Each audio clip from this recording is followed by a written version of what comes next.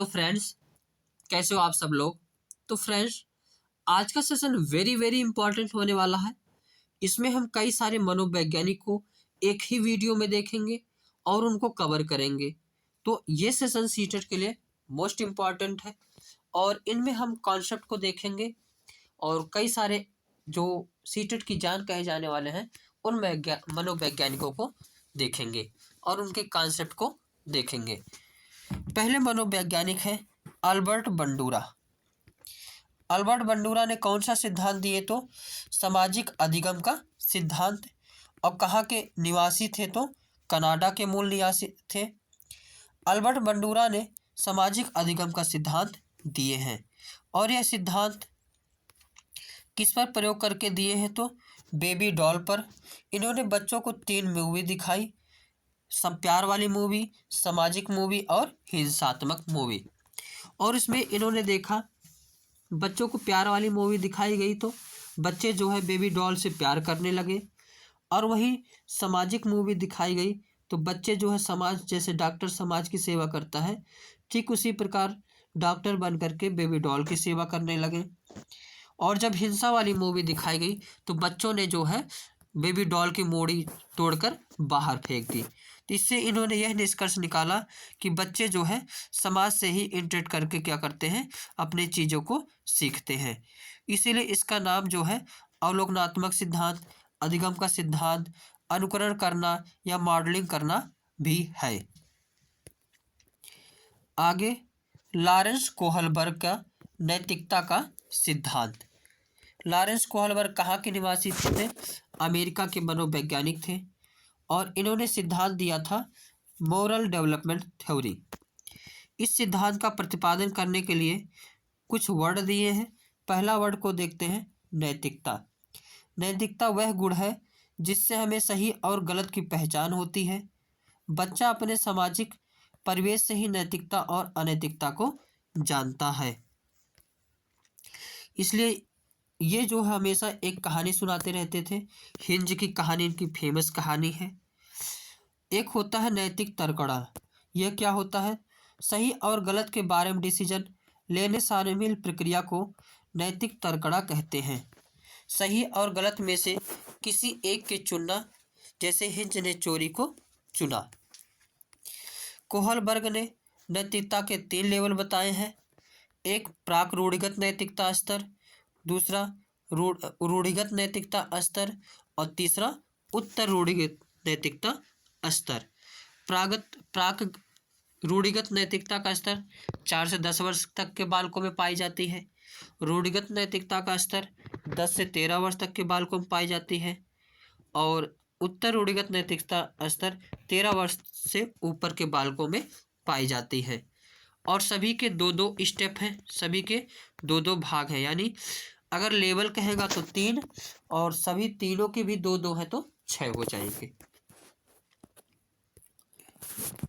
आगे देखते हैं एडवर्ड थॉर्नडाइक। इन्होंने कौन सा सिद्धांत का प्रतिपादन किए हैं तो त्रुटि एवं प्रयास के सिद्धांत को। थॉर्नडाइक कहाँ के मनोवैज्ञानिक थे तो अमेरिकी मनोवैज्ञानिक थे और थॉर्नडाइक महोदय पशु वैज्ञानिक भी थे। अधिगम में सबसे पहले नियम किसने बनाए थे तो थॉर्नडाइक महोदय ने दिए थे। थॉर्नडाइक महोदय की 2 पुस्तक इम्पोर्टेंट पूछी जाती है। एक education psychology and animal intelligence, और इन्हें एडुकेशन साइकोलॉजी के जनक भी कहा जाता है। थॉर्नडाइक ने प्रयास एवं त्रुटि का सिद्धांत दिए हैं और वह सोचते थे कि अगर किसी की उत्तेजना को बढ़ा दें तो वह उसके प्रति अनुक्रिया करेगा और जब बार बार अनुक्रिया करेगा को दोहराएगा तो वह कुछ ना कुछ सीखेगा। जैसे हम लोग पढ़ाई कर रहे हैं नौकरी के लिए, क्योंकि नौकरी से हमें खुशहाल परिवार मिलेगा। इन्होंने प्रयोग किस पर किए थे तो एक भूखी बिल्ली पर किए थे। भूखी बिल्ली के सामने जो है मछली रख दिए थे और बिल्ली को पिंजरे में बंद कर दिए थे और जब इसे भूख लगी तो ये इसमें उछल कूद मारती थी। पैर अचानक इसका जो है लीवर पर पड़ जाता था, जिससे खिड़की खुल जाती थी और भोजन मिल जाता था। तो यही प्रक्रिया बार बार करती थी और भोजन मिल जाता था, जिससे उसे उसे भोजन मिलने पुनर्बलन का काम करता था और उछल कूद करती थी तो वह उसके प्रति अनुक्रिया करती थी और जब उसे सफलता मिलती थी तो पुनर्बलित हो जाती थी। और इन्होंने प्राथमिक नियम दिए। इनके प्राथमिक नियम क्या है? तो यह नियम बताता है कि किसी काम को हम जितना ज़्यादा किसी काम के लिए अभ्यास करेंगे उसे हम उतना ज़्यादा ही सीखेंगे। इसी प्रकार बच्चों के लिए अभ्यास कराना जरूरी होता है। प्राथमिक नियम में एक नियम है और दूसरा है तत्परता का नियम। तत्परता के नियम, किसी काम को करने के लिए हम जितना तत्पर रहेंगे उसे उतना जल्दी ही सीखेंगे। एक दिए प्रभाव का नियम। कौन सा? प्रभाव का नियम। यदि सीखना संतोषजनक हो जाए तो सीखना तीव्र हो जाता है, यदि सीखना असंतोषजनक हो तो सीखना संभव नहीं होता है। जैसे बिल्ली उछल कूद कर रही थी तो उसे मछली मिल जाती थी, तो उसके लिए जो पुनर्बलन का काम होता था, और अगर मछली नहीं मिलती तो वह पुनर्बलन का काम नहीं होता और वह अनुक्रिया नहीं करती। थार्डाइक महोदय ने पुरस्कार और दंड को महत्व दिया है। एक प्रश्न यही पूछा जाता है कि किस मनोवैज्ञानिक ने पुरस्कार एवं दंड को महत्व दिया है? तो थार्डाइक महोदय। थार्डाइक महोदय ने 5 गौण नियम दिए हैं। ऊपर मुख्य नियम, प्राथमिक नियम हमने देखा, आगे 5 गौण नियम दिए हैं। पहला गौण नियम है बहुप्रतिक्रिया का नियम, यानी लॉ ऑफ मल्टीपल रिस्पॉन्स। इस नियम के अनुसार हम नया कार्य सीखते हैं समय अनेक प्रतिक्रियाएं एवं प्रयास करते हैं। जिस प्रकार बिल्ली कई बार उछल कूद करती थी, उसके बाद उस कार्य को करने का सही विधि मालूम हो जाती है, जैसे गेट पर बिल्ली। उसके बाद दूसरा नियम आंशिक क्रिया का नियम। इस नियम के अनुसार पूरे कार्य को छोटे छोटे भागों में बांटकर सीखना, तो जल्दी उस चीज को हम सीख जाते हैं। अगला नियम आत्मीकरण का नियम, लॉ ऑफ एसिमिलेशन। इस नियम के अनुसार हम नवीन ज्ञान को अपने पूर्व ज्ञान के साथ जोड़कर इसे अस्थायी बना लेते हैं। इससे अधिक और सुगम और सरल हो जाता है। जैसे अगर पढ़ाई करना है तो पूर्व वाले चीज़ों को रिलेट करके इस वाले चीज़ से रिलेट करके पढ़ेंगे तो जो है आसानी से समझ में आ जाता है। अगला नियम था मनोवृत्ति या अभिवृत्ति का नियम। यह नियम हमें बताता है कि किसी काम को हम करने के लिए जितनी हमारी पॉजिटिव अभिवृत्ति होगी उतना ही उस काम को सीखेंगे, और अगर अभिवृत्ति कम हुई तो उस काम को हम कम सीखेंगे। और इन्होंने एक नियम दिए थे साहचर्य के नियम। इस नियम का अभिप्राय है पहले की गई क्रिया को अन्य किसी स्थिति में उसी प्रकार करने से जो उस चीज़ों को हम जो है कर लेते हैं। जैसे अगर साइकिल चला रहे हैं तो बाइक सीख जाते हैं, अगर हम लोग कार चला रहे हैं तो इससे हम लोग ट्रक भी चला सकते हैं। तो इसी को कहते हैं साहचर्य का नियम। अगले मनोवैज्ञानिक है वेन हिले। वेन हिले महोदय, हालांकि ये संबंधित है उससे, क्या नाम है, मैथ से है, मैथ पेडागॉजी में इनको पढ़ाया जाता है, यहाँ भी देख लेते हैं। वेन हिले महोदय किससे संबंधित है? तो ज्यामिति स्तर से संबंधित है। और इस सिद्धांत में इन्होंने बताया कि बच्चे ज्यामिति को किस प्रकार सीखते हैं। इसके लिए इन्होंने 5 स्टेज बताई है।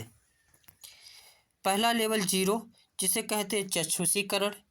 इसमें बच्चे चीज़ों को सिर्फ जानते हैं या देखकर उन्हें उनकी इमेज बना लेते हैं। इसमें बच्चा आकृतियों को दिखावट के आधार पर उनका क्लासिफिकेशन करता है। लेवल 1 में क्या है? तो विश्लेषण, यानी इसमें बच्चा चीज़ों को ज्योमेट्रिकल नाम जानना शुरू कर देता है, जैसे रोटी से वृत्त, बिस्कुट से चतुर्भुज। लेवल 2 में क्या होता है? अनौपचारिक निगमन। इसमें बच्चे आकृतियों के बीच रिलेशन बनाना स्टार्ट कर देता है और इनकी सिमिलरिटी के बेस पर, जैसे आयत और वर्ग। आयत में आमने सामने की भुजा बराबर होती, जबकि वर्ग में चारों भुजा बराबर होती हैं। आगे लेवल 3 हो जाएगा औपचारिक निगमन। इसमें बच्चा आकृतियों के फार्मूला ढूंढने लगता है। लेवल उसके बाद आगे है चौथा दृढ़ता यानी रिगिड। इसमें बच्चा अपने चिंतन के आधार पर खुद से चीजें बनाता है।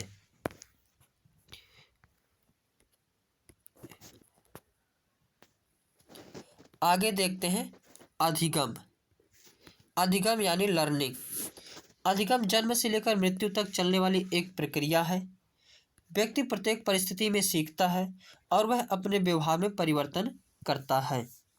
अस्थायी परिवर्तन या वांछित परिवर्तन, यही क्या है? सीखना यानी अधिगम है।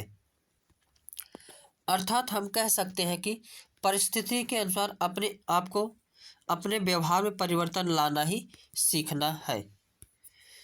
जेपी गिलफोर्ड के अनुसार व्यवहार के परिणाम स्वरूप व्यवहार में परिवर्तन सीखना है। स्किनर महोदय के अनुसार सीखना व्यवहार में उत्तरोत्तर सामंजस्य की प्रक्रिया है। ये सभी इम्पॉर्टेंट डिफिनीशन है।